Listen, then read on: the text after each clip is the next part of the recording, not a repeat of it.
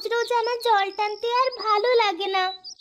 কি আর করবো বল মা, আমারই কি আর ভালো লাগে, তুই বল। বুঝি তো।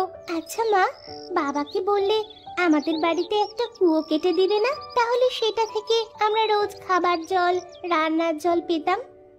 মারে, কুয়ো কাটার জন্য অনেক টাকার দরকার হয়, আর এমনিতেও তোর বাবা অসুস্থ। বাজারে শাকসবজি বিক্রি করে যা পায় তাই দিয়ে কোনো মতে সংসার চালায়। হ্যাঁ মা, তোমার অনেক কষ্ট, আমি জানি। মা মেয়ে কথা বলছিল আর হাঁটছিল, এমন সময় রাস্তায় একটা পচা পেঁপে দেখতে পায়। দেখো দেখো মা, একটা পেঁপে পড়ে আছে। এই বলে ছুটকি হাত দিয়ে দেখে পেঁপেটা পচে গেছে। পচা পেঁপে মা, ফেলে দে ফেলে দে। দাঁড়াও মা, দেখো পেঁপেটা পচে গেছে, কিন্তু পেঁপের বিচিগুলো কত সুন্দর রয়েছে। চলো একটা কাজ করি, এই বিচিগুলো নিয়ে গিয়ে আমাদের বাগানে লাগাবো। আচ্ছা মা, তাহলে নিয়ে চল। ছুটকি তখন পচা পেঁপেটা নিয়ে বাড়িতে যায়। কলসিটা রেখে বলে, মা আমি সবজির বাগানে গেলাম, এই পেঁপের বীজগুলো লাগিয়ে আসি। আচ্ছা মা, যা, আর শোন, বীজগুলো লাগিয়ে সুন্দর করে জল দিয়ে আসিস। ঠিক আছে মা।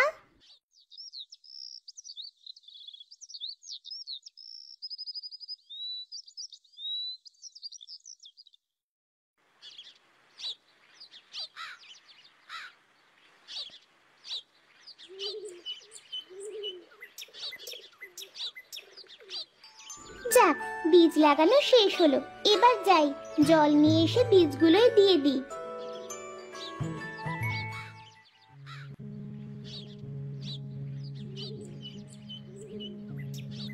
ছুটকি তখন জল নিয়ে এসে সুন্দর করে প্রতিটা বীজ লাগানোর জায়গায় দিয়ে দেয়।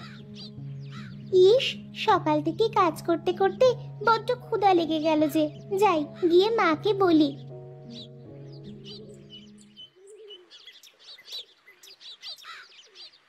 এই বলে ছুটকি কাঁচি আর কলসি নিয়ে বাড়িতে ফিরে আসে।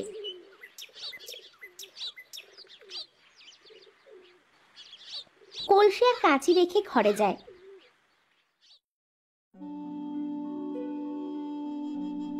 মা মা, আমার না খুব ক্ষুধা লেগেছে গো, আমাকে কিছু খাইতে দাও। মা ছুটকি, এসেছিস? আয় মা, আমার কাছে আয়। হ্যাঁ বাবা, বলো, কিছু কি লাগবে? না মা, শুনলাম পেঁপে গাছের বীজ নিয়ে এলি। হ্যাঁ বাবা, সেগুলো সুন্দর করে লাগিয়ে জল দিয়ে আসলাম। তা বেশ ভালো করেছিস, আমাদের সবজির বাগানে তো আর পেঁপে গাছ ছিল না। এমন সময় শ্যামলী সেখানে ভাত নিয়ে আসে। এই নাও, তোমরা একসাথে বসে খেয়ে নাও, আমার আবার সবজি নিয়ে বাজারে যাইতে হবে। মা, আজ আমিও তোমার সাথে সবজি বিক্রি করতে যাব। না মা, তুই বাড়িতে থাকিস, তোর বাবাকে দেখে রাখবি আর সবজির বাগানে গিয়ে জল দিবি। আচ্ছা মা। কই, উঠে এসো, ভাত খেয়ে যাও। এরপর তারা একসাথে খাবার খেতে বসে। কেন যে উপরওয়ালা আমার এত বড় অসুখ দিল, আর তোমাদের এত কষ্ট বা কেন করতে হচ্ছে? হায় বিধাতা, আমাদের একটু সাহায্য করো। বাবা, তুমি এত চিন্তা করো না, উপরওয়ালা যা করে ভালোর জন্যই করে। হ্যাঁ গো, ছুটকি তো ঠিকই বলেছে, তুমি চিন্তা করো না, উপরওয়ালা চাইলে তুমি আবার সুস্থ হয়ে উঠতে পারবে। আচ্ছা ছুটকি, শোন মা, খাওয়া শেষ হলে থালা বাটিগুলো গুছিয়ে রাখিস, আমি গেলাম।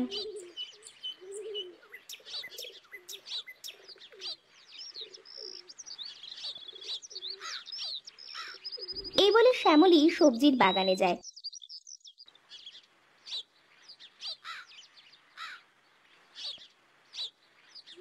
আর সেখান থেকে কিছু সবজি কেটে বাজারে বিক্রি করতে যায়।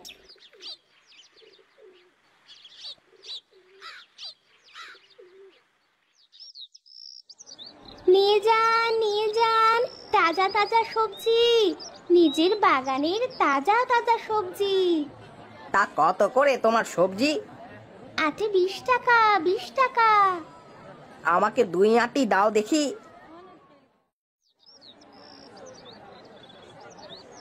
শ্যামলী লালুকে 2 আঁটি সবজি দেয় আর লালু টাকা দিয়ে সেখান থেকে চলে যায়।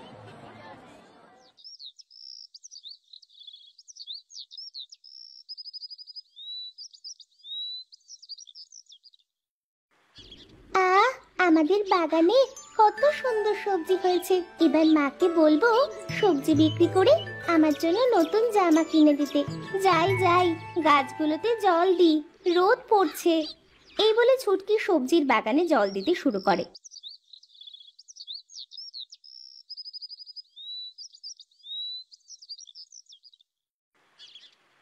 ছুটকি মা, ও ছুটকি মা। হ্যাঁ ঠাকুমা, বলো, কিছু বলবে? আমাকে কিছু সবজি দিবি মা? বাড়িতে গিয়ে রান্না করে খেতাম। কাছে টাকা পয়সা কিছুই নাই যে সবজি কিনবো। ও এই কথা, আচ্ছা তুমি একটু দাঁড়াও, আমি এখনই সবজি কেটে দিচ্ছি। এই বলে ছুটকি সব গাছ থেকে একটা একটা করে সবজি তুলে বুড়িকে দেয়। এত সবজি দিচ্ছিস কেন রে?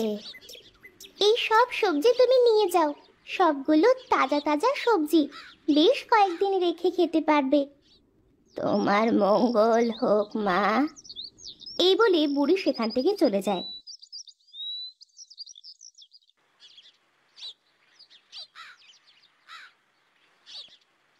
ছুটকি বাড়িতে ফিরে যায়।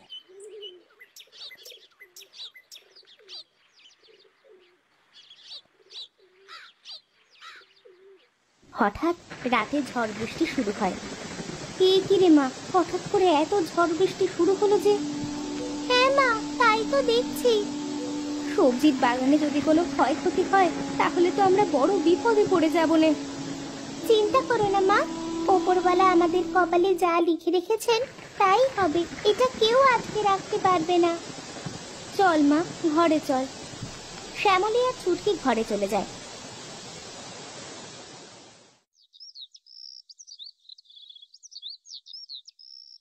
পরের দিন সকালে ছুটকি আর শ্যামলী সবজির বাগানে যায়। গিয়ে দেখে রাতের ঝড় বৃষ্টিতে সবকিছু ভেঙে চুরে রেখে গেছে। হায় হায় হায়, এ কত বড় সর্বনাশ হলো আমাদের! হায় হায়, বিধাতা তুমি আর কত কষ্ট দিবে আমাদের?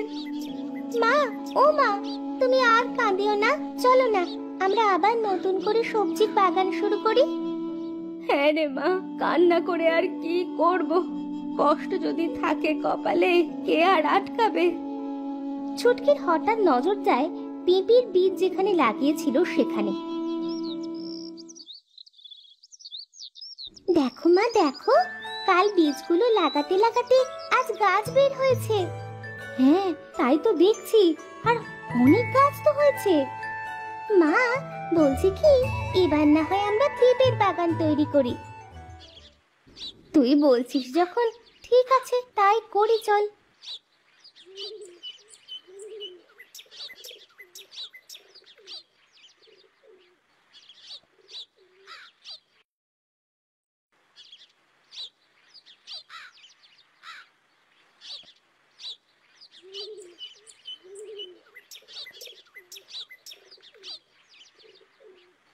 এরপর থেকে শ্যামলী আর ছুটকি পেঁপে গাছের যত্ন নিতে শুরু করলো। প্রতিদিন তারা মা মেয়ে মিলে পেঁপে গাছে জল দিত।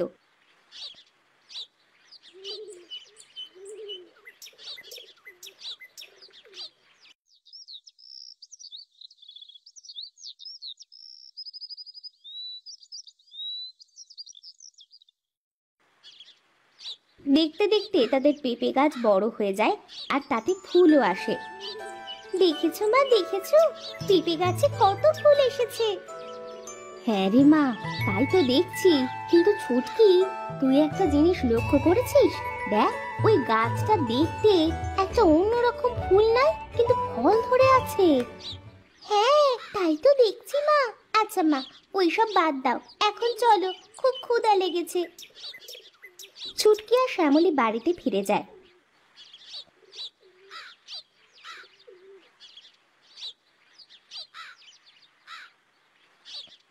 এসছো তোমরা? হ্যাঁ বাবা, এই তো আসলাম। জানো বাবা কি হয়েছে? কি হয়েছে মা? বাবা, আমাদের পেঁপে গাছে ফুল এসেছে, কিন্তু একটা গাছ বাদে ওই গাছটায় পেঁপে ধরে আছে। ও, এই ব্যাপার। ও কিছু না মা, হয় এমন কিছু কিছু গাছে ফুল ছাড়া ফল আসে, এ নিয়ে চিন্তা করিস না। আচ্ছা, তাহলে তোমরা থাকো, আমি তোমাদের জন্য খাবার আনছি।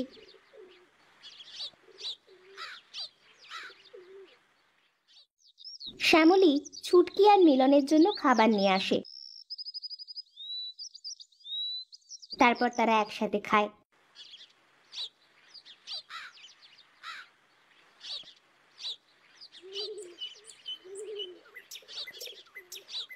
খাওয়া শেষ করে ছুটকি বাগানে যায়। এটা কেমন করে সম্ভব? ফুল ছাড়া ফল হয়? ছুটকি মা, ও ছুটকি মা। ও বুড়িমা, তুমি? তা আজও কি সবজি লাগবে? কিন্তু আমাদের সবজির ক্ষেত যে নষ্ট হয়ে গেছে ঝড় বৃষ্টিতে। আমি সবজি নিতে আসি নাই আজ, আজ তোমাকে কিছু বলতে এসেছি। হ্যাঁ বুড়িমা, বলো। তুমি চিন্তা করছো যা নিয়ে, তা হলো ফুল ছাড়া ফল হলো কেমন করে? এই কথা তুমি জানলে কেমন করে? আমি সব জানি, সব। আমি যে মন পড়তে পারি রে মা। শোন, ওই গাছের ফল তুই তোর বাবাকে পাটায় বেটে খাওয়ালে তোর বাবা সুস্থ হয়ে উঠবে। তাছাড়াও যে কোনো রোগের ওষুধ হিসাবে তুই ওই গাছের পেঁপে খাওয়াতে পারবি। তুমি সত্যি বলছো বুড়িমা? হ্যাঁ রে হ্যাঁ, আমি সত্যি বলছি। আর বাকিগুলো গাছের ফল বাজারে বিক্রি করে তোদের সংসার চালাবি। তুই অনেক ভালো মনের মানুষ, তাই আমি চাই তুই সব সময় সকলের সাহায্য করবি। ঠিক আছে বুড়িমা, তাহলে আমি এখন আসি, বিদায়। এই বলে বুড়ি সেখান থেকে অদৃশ্য হয়ে যায়।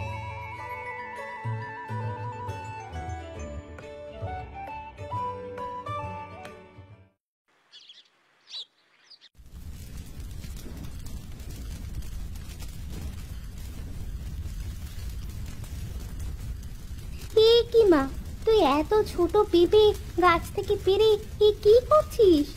ছুটকি তখন সব কথা শ্যামলীর কাছে খুলে বলে। সত্যি বলছিস মা? হ্যাঁ মা, আমি সত্যি বলছি।